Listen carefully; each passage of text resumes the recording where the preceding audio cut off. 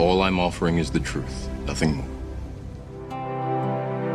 The first question the schoolmaster asked the boy when he went to see him, he said, "Son, tell me, what kind of people were they in the city or town you lived?" So the little boy said, "Well, master," he said, "they were cruel, they were nasty, and when I was sick, they didn't even visit me." He said, "They're the same here, son, keep on going." So the boy ran away to another town, then he went into the village schoolmaster again. And the village schoolmaster said, what kind of people were they in the town you left?" "Well," he said, "they beat me, they were cruel to me, and when I was in the hospital, they didn't even visit me. And my parents," he said, "they were very cruel and they beat me mercilessly." He said, "They're the same here, son, keep on going." The next town, he went into the village schoolmaster and he told the same story. The village schoolmaster said, "They're nasty here too. They're ugly people here, just like they were in the town you came from. Keep on going, son, and you'll find the right town." So on the way, he began to ask what is called Tao. Tao means God in China. And he asked God for guidance, to put the words into his mouth. Then the next town he went into, of course, he went to the village schoolmaster. And he said to the village schoolmaster, "What kind of people are in this town?" So he asked him the same question. He said, "Son, tell me, what kind of people were they in the town you live?" Well, he said, "They were kind, they were gracious, they were lovely to me. When I was sick, they visited me, they brought me soup, and they were kind, they gave me money when I left and all that." He said, "They are wonderful, wonderful people." He said, "They're the same here, son. This is the town for you. Stay here." Well, now, what does it mean? It means we meet ourselves wherever we go. For the world we see is the world we are. We're always looking out through the contents of our own mentality. Down through the ages, we've had people promoting utopias of all kinds, such as socialism, communism, communes, islands in the sun, where all of us would live in peace and harmony and where love would reign supreme and we share the wealth and all that sort of tommy rot, which is all it is. We've had these utopias down through the ages. You know very well what happened to them just as well as I do. The share the wealth business. When we look around us, we find thousands who risked their lives to escape from the so-called utopia of East Germany. Yes, they wanted to get to West Germany. We find people want to leave Russia. We want the same China, all these other places where it's supposed to be a paradise on earth. Millions would like to get out of these so-called utopias. If men practiced the golden rule and the law of love, we wouldn't need any utopias or Garden of Edens or things of that nature. It would be heaven on earth. We've had the golden rule in all Bibles of the world. We've also had love thy neighbor as thyself. We've had all these things. And if we practice the golden rule, as you would that men should do to you, do you so to them in like manner. What you would not do to another, do not do to them. Do not do to them. Yes, that's right. So you treat the other as you would like to be treated. And of course, if men practiced that, there'd be no occasion for war, sickness, disease. There'd be no occasion for armies or navies or soldiers or anything. It'd be heaven on earth, as simple as that. But you can quote the golden rule, but if you practice it, then we wouldn't need any of these things. We wouldn't need any armed forces or nuclear weapons or anything. These truths have been taught for thousands of years. So is the great law of love. So you've had Paul's epistle, greatest anthology in love ever written. We've had that too for 2,000 years. We've had the golden rule for 10,000 years.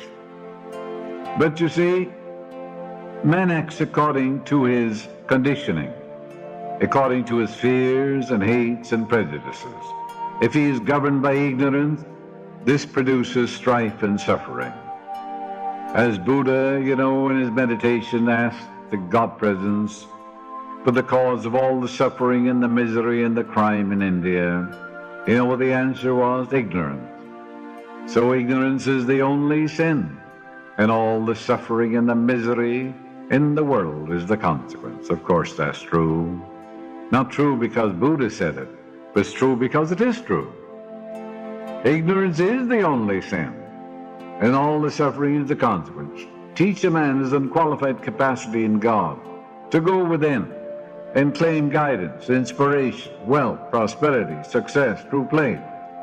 You've given him the key, haven't you? The infinite intelligence responds to him. It opens up new doors for him. He doesn't want to hurt anybody in the world because he's found the source within himself. He can find wealth and true place and expression, healing and everything else under the sun. So ignorance is the only sin. Per contra, knowledge of the laws of mind and the way of the spirit will produce health and happiness and peace and abundance and security. Because you know, when you say infinite intelligence leads and guides me, it responds to you. When you say divine right action is mine, it responds. You say infinite intelligence revealed my hidden talents to me and opens up a new door for me, where I express myself at my highest level and exercise my faculties at the highest degree. It opens up that door for you. I hold before you an open door no man can shut. The nature of infinite intelligence, responsiveness. Now you're tapping your deeper mind. I've given you the key. You don't want what any other man has said. You don't want his cow or his ox or his donkey or anything that it is, because you can go to the source and claim the same thing. Whatever you claim and feel to be true, the Spirit will honor, validate, and execute it. This does away with all jealousy and all envy and everything unlike it. A detail man went to see a doctor friend. A detail man is usually a pharmacist. He has knowledge of chemistry. He was representing a chemical concern which had brought forth a new chemical for a particular disease. The doctor was a friend of his. He played golf with him, played cards with him. The doctor was very insulting, criticized him and his presentation, criticized the company, the pharmaceutical company, and he was aghast, disturbed, and leaving. The nurse said, "Oh," she said, "don't pay any attention to him this morning. His only son died on the operating table last night, and everything they tried failed." So the detail man said, "Oh, I understand." Notice how the irritation, the inner disturbance drops away when we hear of the sorrow, the grief, or the tragedy in the life of another person. The heart melted a little bit, and love took over. So he understood. To understand all, is to forgive all. So that's a French aphorism. It's very true. A few years ago, I read about a woman who called the police and said her husband threatened her with a gun. And of course, the police came, but no gun was found in the house. The newspapers took it up. The woman was very angry. They had a violent quarrel. Under that irrational emotion, she called the police. And she said he threatened to shoot her, to kill her. The publicity in the local press ruined the man professionally. She was very sorry. She regretted it, but the damage had been done. This is what irrational emotion does. Negative emotions compel you to act them out. When you want to be nice, you're ugly. When you want to succeed, you fail. Emotions kill. Emotion cure. He that is slow to wrath, you see, overcometh much. Yes, because you realize that there is a power within you that gives you peace, and quietness, and in confidence shall be your strength. So she regretted having damaged her husband's reputation. She was a victim of an irrational force called anger, and emotions compel us to act them out. Many people are driven by passions and angers and hates, and are victims of their own irrational emotions. The answer is to ask yourself, is this infinite intelligence and divine love thinking, speaking, acting through me? And if not, desist and tune in with the infinite, realizing infinite intelligence is my guide, my counselor, my way-shower, my troubleshooter. His peace fills my soul. This presence is the infinite peace and absolute harmony. And I dwell in the secret place of the Most High. I abide under the shadow of the Almighty. I will say of the Lord, He is my refuge, my fortress, my God, in Him will I trust. This is the impregnable fortress. It is my unassailable citadel. Here I dwell, beyond time and space. Here I am in tune with the infinite, which lies stretched in smiling repose. And I know that to be alone in the silence is to be alone with God. No one can lay siege to me there. This divine contemplation supplants all negative thoughts and emotions and heals you. It's called supplanting. You can supplant it. When the room is dark, you turn on the light, for darkness is the absence of light. It is impossible to know all the complexities of other lives. We don't know about their early training, their indoctrination, their religious taboos and strictures, their conditioning, which caused them to be ugly or full of hostility. Sometimes false religious beliefs and hatred towards other religious beliefs have conditioned the minds of millions. And they fight over their religious beliefs, many parts of the country today, as you know. But religion should give you joy, should give you peace, should give you happiness. For in Him there is fullness of joy, in Him there is no darkness at all.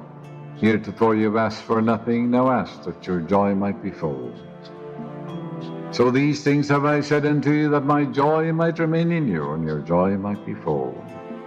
And the fruits of the Spirit are love, joy, peace, gentleness, goodness, faith, meekness, and happiness. And these are the powers that are within you. And therefore you have this wonderful opportunity to radiate love, peace, and goodwill to all mankind. It costs you nothing. It pays fabulous dividends. Sometimes when you go up into the forest area, you see the trees are straight as a die, and one particular tree is gnarled and twisted. Oh, maybe there was a fence there when it was a sapling, or a boulder, maybe boys twisted it, sat upon it, but anyhow, the cause is gone, but the effect remains. Likewise, we have twisted, distorted, warped mentalities. Perhaps all this started in their childhood. In parts of the world, Protestants are taught to hate Catholics, and Catholics are taught to hate Protestants. It's like the Irishman that went over to Ireland, spent some months there. When he came back, they asked him, how did he find things? Well, he said, the Catholic hates the Protestant. Little boys of 7 are throwing stones at soldiers. And he said they're little girls of 7 and 8. He said they're also learning to throw grenades at Protestants, and the Protestants against the Catholics, and the Catholics against the Protestants. He said it's frightful. And he said, I wish they were all heathen so they might live together like Christians.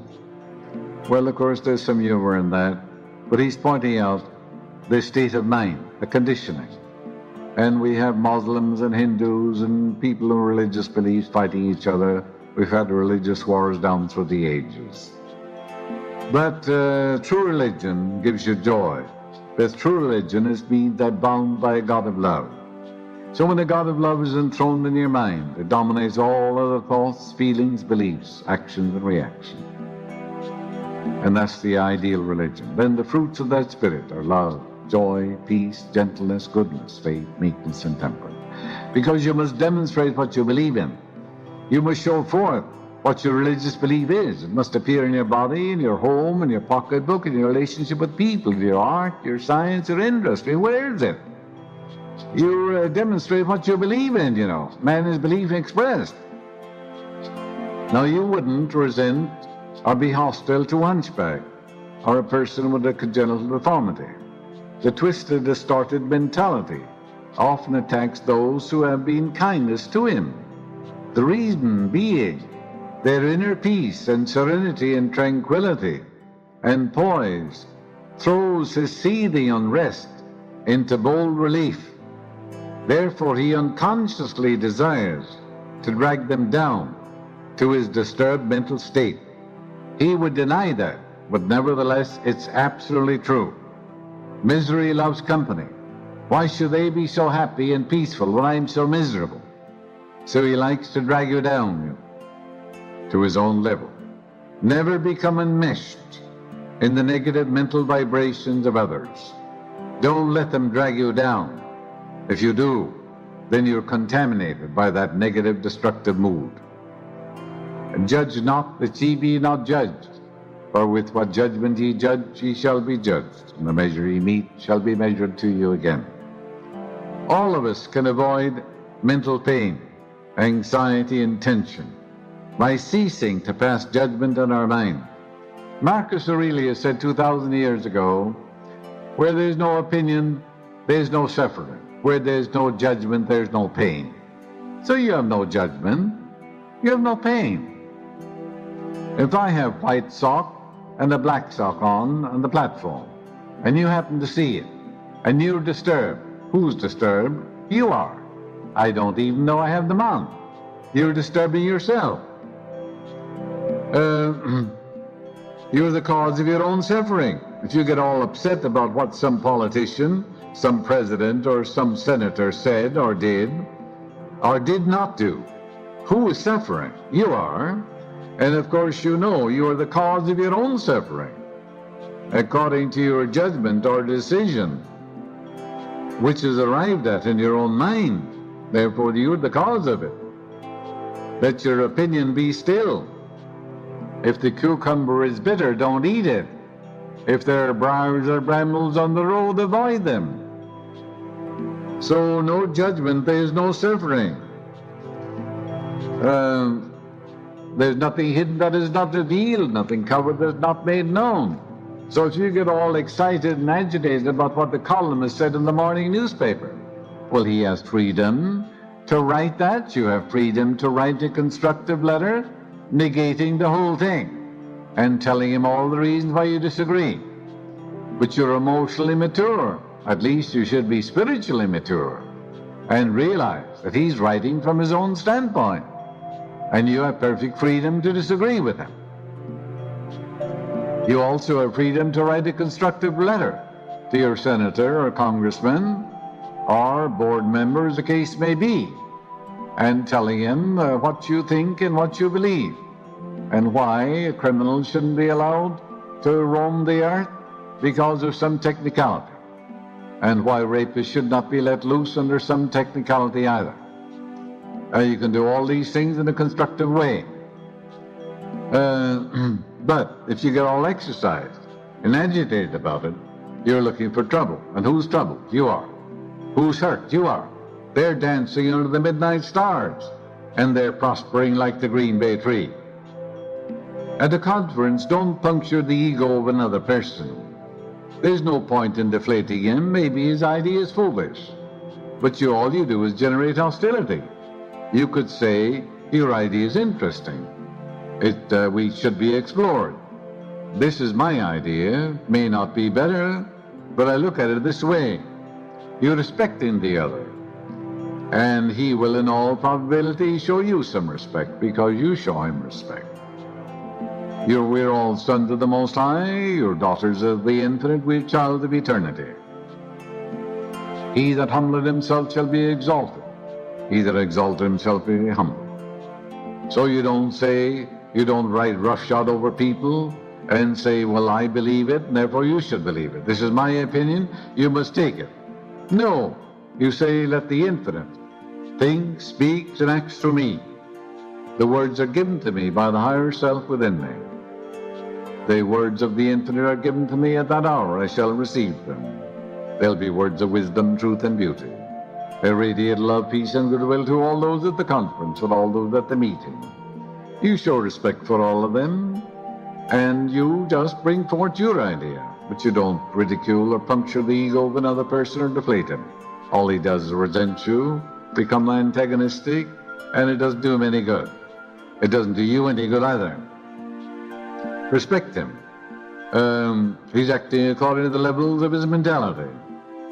Rely on the infinite to prompt you and guide you. A husband used to come home and criticize his wife. Find fault with her hair, you know, the food, the way she was bringing up the children. She began to cry copiously. And the tears brought satisfaction to him. Because you can be sadistic with your tears, you know, not just with your tears, but you can also be sadistic with your words, you know. You can get into a crying jag and say, oh, you're killing me. You're giving me a heart attack. And you're the cause of all my suffering because I want to practice emotional blackmail. I'm trying to get you to do what I want you to do. That moment I'm selfish. I'm tyrannical in my attitude of mind. It's called emotional blackmail. Don't yield to that kind of tears, you know. But there is the man who criticizes his wife and gets these tears from her. That's what he wants. And then you tell the wife, you better wake up. And then I said, tell him that he no longer can disturb you by his remarks. That he gets a release by that. And then she says to me, I'm on to your game. Your criticism can no longer disturb me because the movement of my own thought. And I go back to the infinite, which is my guide and my counsel. I'm going to sing a hymn. I'm going to vacuum the floor. I'm going to take a walk. I'm going to tune in on He who is, the one alone who lives in the hearts of all men. Then she's unmoved, undisturbed. He gets no thrill out of it anymore. He stops doing it. So it wasn't, you see what he said. It was her thought about it. It was the movement of her own thought. So the suggestions, statements, and actions of others have no power to disturb you. It's the movement of your own thought always. It's your thought about it. Paul says, none of these things moves me. There are those who enjoy being hurt by others. There is the Irish woman who was beaten up by her husband. He'd come home drunk and beat her up, you know. Finally, he beat her up so much that he was arrested by a bobby. And the bobby, in England, they called the bobby policeman. They called policeman the bobby. And he was arrested. And the judge said to the woman who was in the court, have you anything to say before we pronounce sentence on your husband? Oh, she said, Your Honor, I love him so. He said, Madam, you don't know what love is. England doesn't love him. He gets 3 years in jail. Love doesn't punish. Love doesn't do anything unloving. The poor woman hated herself and she wanted someone to punish her. And he used to punish her. So that's wrong. Love doesn't do anything unloving. Love frees, love gives, love the Spirit of God. Children of love are peace and harmony and joy and goodwill and kindness and honesty and justice. These are children of love. If you love a woman or a man, you love to see him as he ought to be, happy, joyous, and free. You don't do anything unloving. You don't pass cutting remarks. You don't criticize. You certainly don't beat her up, and things of that nature. So love is of God, and God is love. When you love another, you see the presence of God there. You claim what's true of God is true of that person. That would be called love. Then there are those who like to needle others. There is the woman who comes up to the other, you know, on a Sunday morning and says, she's talking to a friend, and said, I heard you had an operation. It must have been terrible. And the woman didn't want anyone to know she had an operation or anything else. You see, then you have to look at such a person and realize their frustration. You have to understand them. To understand all is forgive all. realize they're frustrated, they have inferiority complex, they feel inadequate, they get some sort of a sadistic, morbid satisfaction out of hurting you, but you can't be hurt. You say, God indwells me, walks and talks to me. God is my guide. And then you're immunized, then you're God intoxicated. They can't hurt you. You know, the prince of this world, you're told, cometh and find nothing in me. And the prince of the world is fear, isn't it? And ignorance. And the suggestions of others have no power to create the things they suggest. Your Bible tells you, call no man on earth your father. There's one which is your Father, which is God. And God is a spirit within you, invisible, timeless, and changeless. It's the light principle. It started your heartbeat. And after all, it animates and sustains you, takes care of you when you're sound asleep. When you walk down the street, a spirit walking down the street. When you lift a chair, a spirit lifting the chair. Your body doesn't do anything. Your body moves as moved upon. Your body acts as acted upon. Father is the progenitor, the creative power. There's only one creative power, not 2 or 3 or 1,000. So you don't make another person a cause. One is your Father, which is the living spirit. Does another spark your unredeemed aggressiveness? So does someone hurt your pride? Someone said to Will Rogers, you know, one of my antecedents came over in the Mayflower. So Will Rogers said, well, my antecedents, he said, met them at the boat, you know. So you're proud of your spiritual heritage, of the divinity which shapes your ends, for God is the Father of all. And therefore you're proud of your spiritual lineage, because your children come through you, but not by you. Our Father is by all religion of the world, meaning we have a common progenitor, a common Father. Therefore you're proud of your spiritual lineage and your heritage, for all the qualities of the infinite are within you. All the powers of God are within you. I said ye are gods, and all of you sons of the Most High. And you're told that over and over again. Paul says you're the temple of the living God, and the Spirit of God indwells you. And God is Spirit, and they that worship Him in spirit and in truth. That's why you worship no man. Therefore he that is greatest among you, let him become your servant. So look at all the men who served humanity, whether it's an Edison or Marconi, and no matter who it was, or Lincoln. We honored them all. We build monuments to them. We speak about them because they contributed to the blessings of humanity. They gave much to people. You can radiate love, peace, and goodwill to all people. Require nothing from people. Expect nothing from people. Your expectation is from Him who giveth to all life, breath, and all things. Then you'll never be disappointed. My soul, wait thou upon God. My expectation is from Him who giveth to all life, breath, and all things. What you expect is what you get. So you expect the riches of the infinite. You expect guidance, harmony, health, peace, joy, abundance, security. You expect marvelous and wonderful things. But all things be ready if the mind be sold. So you're living in the mood of expectancy. You live in the joyous expectancy of the best. Ineluctably, inevitably, the best must come to you, because you get what you expect. Yes. So release them all unto the infinite. Release everybody. Wish for them health and happiness and peace and all the blessings of heaven. And realize also that infinite intelligence guides and directs you in all your ways. It's a lamp unto your feet always. It's a light upon your path.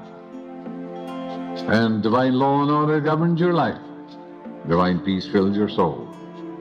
And if you are dealing with difficult people, you find you have trouble, to release them all, mention their name, and to the infinite which created them. As God's presence takes them out of my life, and takes me out of their life, in divine law, in divine order, through divine love. And all its ways are pleasantness, and all its paths are peace. The Bible says, "What things soever ye desire when ye pray, believe that ye receive them, and ye shall have them. If thou canst believe, all things are possible to him that believeth." To believe is to accept something as true. Great numbers of people, however, believe that which is absolutely false. Consequently, they suffer to the extent of their belief. To believe is to accept something as true, to live in the state of being it, to be alive to something. Believe in the goodness of God in the land of the living. Believe in the guidance of the infinite. Believe in the riches of the infinite. Believe in a God of love, watching over you, sustaining and strengthening. And according to your belief is done unto you. If, for example, you believe that Los Angeles is in Arizona, and you dress your letter accordingly, you will go astray. Remember that to accept something is to accept it as true in your mind. Believe in the goodness of God in the land of the living, and all your ways will be ways of pleasantness, and all your paths will be paths of peace.